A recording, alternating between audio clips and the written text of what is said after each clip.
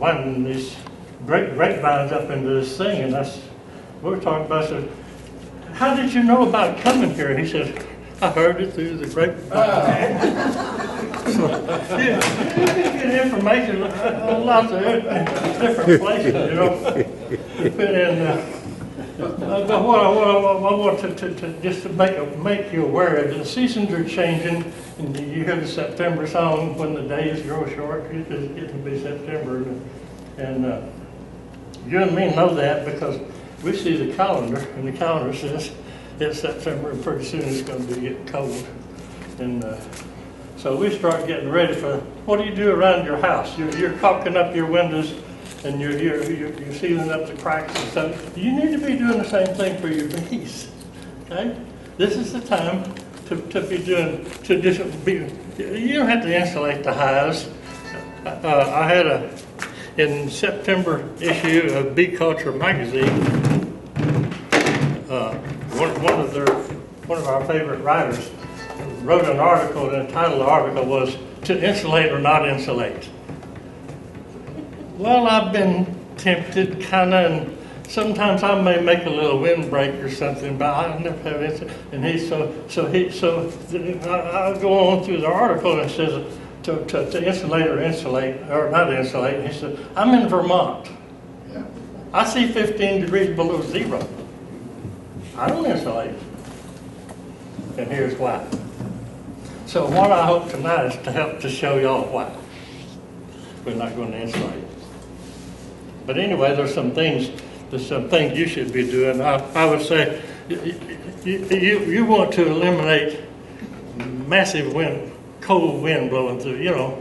And I think if you got bottom boards that resemble anything like that, your bees are probably not going to be happy campers. But anyway, there's some things that we can be doing, but there's some things that your bees are doing, and you may not be aware of. I'm going to get to here in a minute. What are your bees doing right now? Hopeless. They're closing out the openings in the door. The bees are weatherproofing their hive. Okay. What else are they doing? They back off of feeding the queen so much so she don't lay so many eggs, and we call that birth control. Okay. So now they're backing off of how many mice do we want to feed this winter? So they're working on their birth control. What else they do? Kicking all the drones out. They kicked all the drones out. So anyway, we have Mike and I, we always talk about what should we do with our bees? How should we do this or that? Well, what does Mother Nature do in a hollow tree? Well, it's kind of a little bit different, and maybe we don't compare to that. But you got to figure out when we know when winter's coming. But how did your bees know? The days. Goes the length of the days. The days starting June 21st, the longest day of the year. Your days start getting shorter and shorter and shorter and shorter, and your bees know that. June meeting. Well, we get up in the morning. Dang, it's kind of dark. I thought it wasn't that dark yesterday, you know. But your bees know, and so your bees already know that. And anyway, so I want to get into. I have. Where's my pointer?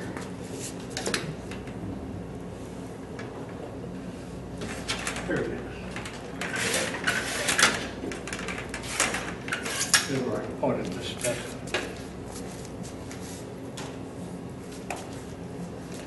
Some of this I've already addressed with you, but I'll probably repeat some of it. If I don't have any magnetic beads. So how can I prepare? Okay, I can memorize the orientation. Our coldest wind comes from the northwest, right? Most of our beehives, then, they face the southeast. I don't think you want the opening to your beehive facing the northwest if you're getting a cold wind blowing. Your bees maybe can't handle that. Well, here's another thing you want to do. You want to probably you probably want to restrict that.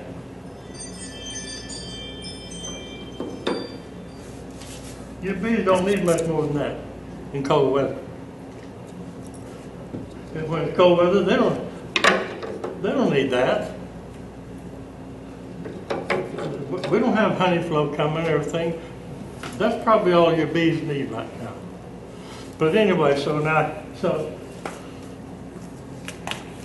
combine your weak hives.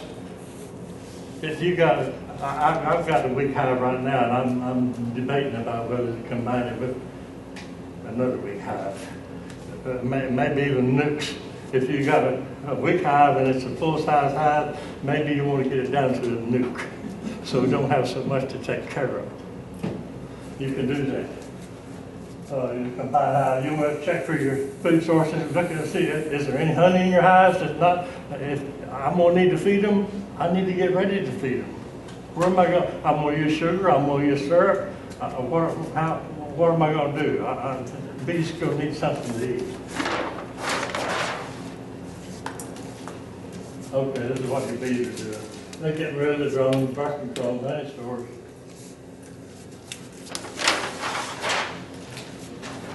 Look what must bees have. Bees are going to go into a ball when it gets how cold? What's cold to bees? 50, low 50. Okay, 50. Say 50. Anybody got some different? Anything below 93.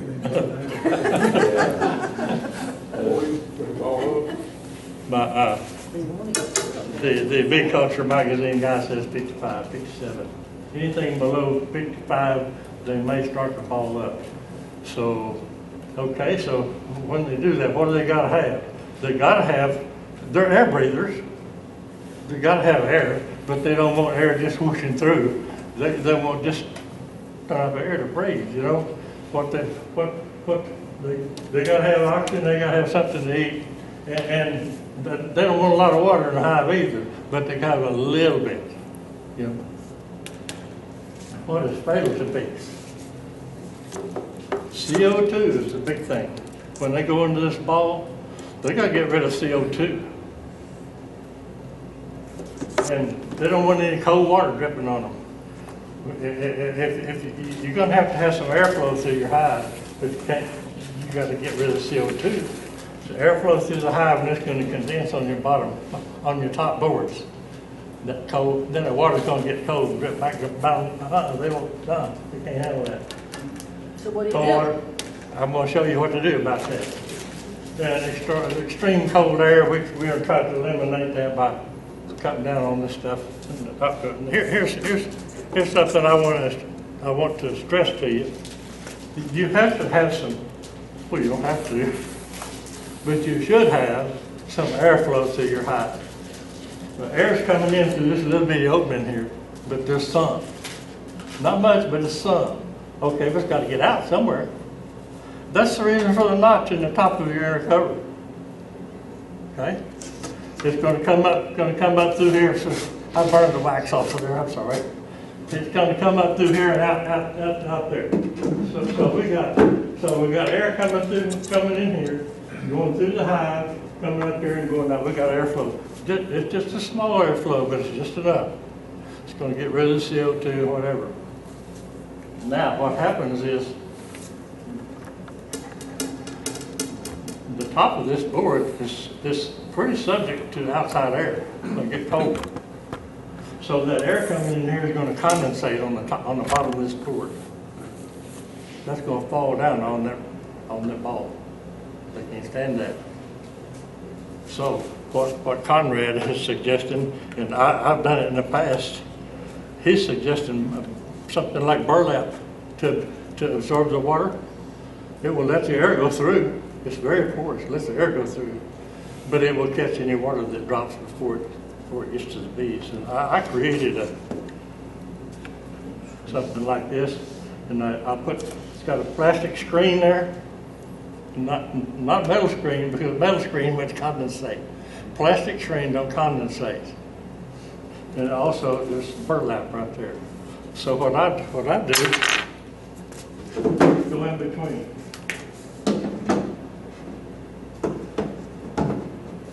still got airflow. And I still got condensation here. Condensation now is falling on that burlap that don't never get to my T-ball. Of course, then you probably got top cover too. Before I get too much further, I want to show something else to you.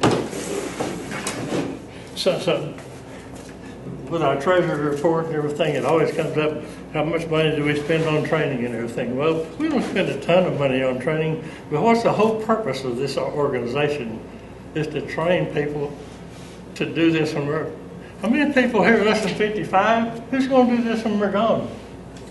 So we're going to train somebody. So we're spending money. This is part of what we spend on our. And in here, I got, you see what we got in here? We got all kinds of demonstration stuff. There's something here I want y'all to see before you leave here. If you come by here and look at all these pictures if you want to. There's all kinds of pictures of you. This is part of what we spend our training money on. I'm gonna for the new people, you may not have ever understood what is a frame hanger. We hang this thing on the side of the frame of the hive, and when we're working on bees, we hang a frame out here out of the way. So that's called a frame hanger. We can hang several frames out here, and then we know what order they were in. But if you come by here, I want y'all, well, you can pass it around here and look at it. This particular bee has got propolis on it. Where you normally carry pollen, you got propolis on it. Now you're telling me, how's he going to get it off? You ever try to flip a booger off? How's he going to get that off? Pass that around, y'all tell me how you're going to get that off. I don't know. Okay, now, I want to get more specific. I want to talk about this ball. If you just chopped off the end of that hive and looked in it, you'd see the frames, and you wouldn't even probably, you wouldn't see much of the ball, because it's kind of, what your bees are not going to protect their honey. They're going to protect their brood. And what happens is, the reason why a small hive don't survive, once they're protecting that brood, they'll take turns to go and get some honey, get something to eat, come back, get something to eat, come back, you know. But if you don't have very many bees, you can't go get something to eat, come back. You stay there on the brood until you die. That happens. With a small hive, they will stay there and protect that brood, and there's honey right there. But they won't go get it. They'll sit there and protect that brood until they die. Anyway, if you just looked at the end of the thing, it looked something like that. So I want to look at what's inside the ball. We take away all the frames and all this stuff, and just have a theoretical ball. And I think I'll get this thing unstuck. Hopefully, I got some colored pens and stuff here to play with.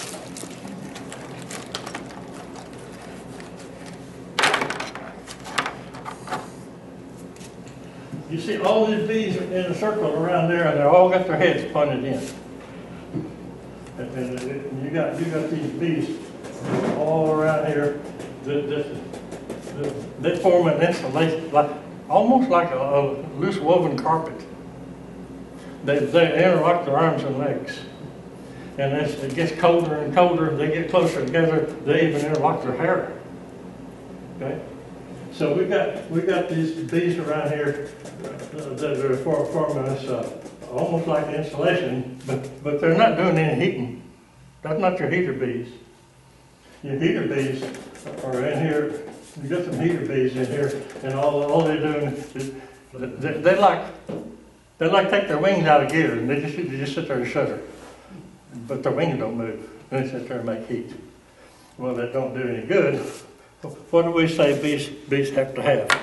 Bees have to get rid of CO2. So you've got some circulation bees. All they do, they don't make heat, they circulate the heat. So you got circulation bees coming out here. He's taking this cold air and circulating it. You don't want a big flow in there, but you gotta have something. And of course, in here somewhere you got queen bee. And you got some probably, you still got some nurse bees. They're still messing with the brood comb. But you got bees on the outside. And when these heater bees get tired, they switch places. So look here, you come in here and rest me for a while. I'll go out here, just be part of the installation. So they take places with each other. Only thing your circulation bees probably do not. Their circulation bees, they're circulation bees. They make sure that the CO2 is getting out and thing, you know. So all this organization going down in here and out here in the outside part of the hive, it may be 40 degrees, it may be 28. But in here everything's fine. In here,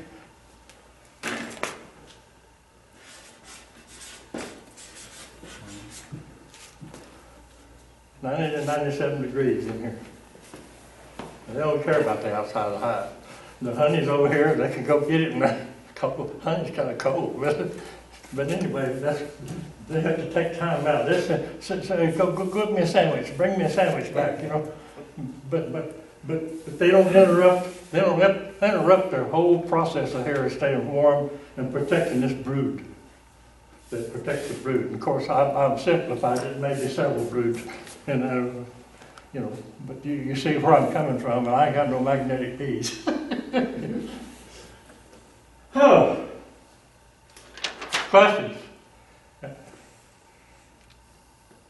Yeah, I'll ask a question. I've seen people take, you know, a nail or something, a penny or something, stick under one corner of the lid of a box to give it airflow if they don't have something like what you showed there. Yeah.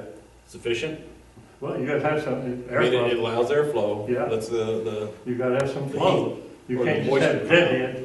You got air coming in and nowhere for it to get out. You got problems. And if it's too much, they'll percolate it up. knowing Yeah. that it's See, too much. that's what happened. What I do with it? It's over there. That's what happened here.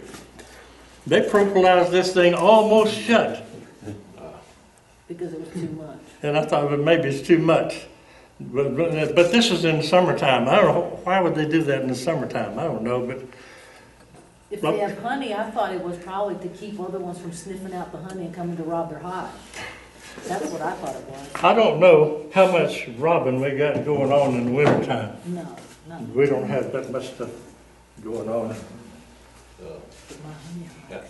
I tried that with the penny a couple years ago when we had that really, really hard freeze, and I don't know if I just got lucky or if it actually worked, but all mine survived, so Yeah. I just didn't know if it was luck or not. Well, you give them some airflow. Yeah. That's you don't know how much it took, but they know how much it took, and if it's too much, they'll propolize it shut. Yeah, I didn't, The only thing is, it takes a day or two, you know? Right. If you're going to freeze while you're propolizing it shut, no, sure. I don't know. Okay, you know what the old timers say, I think we got this in saucer and blowed. What do you think? Good to go. Thank you, that was good. That was good.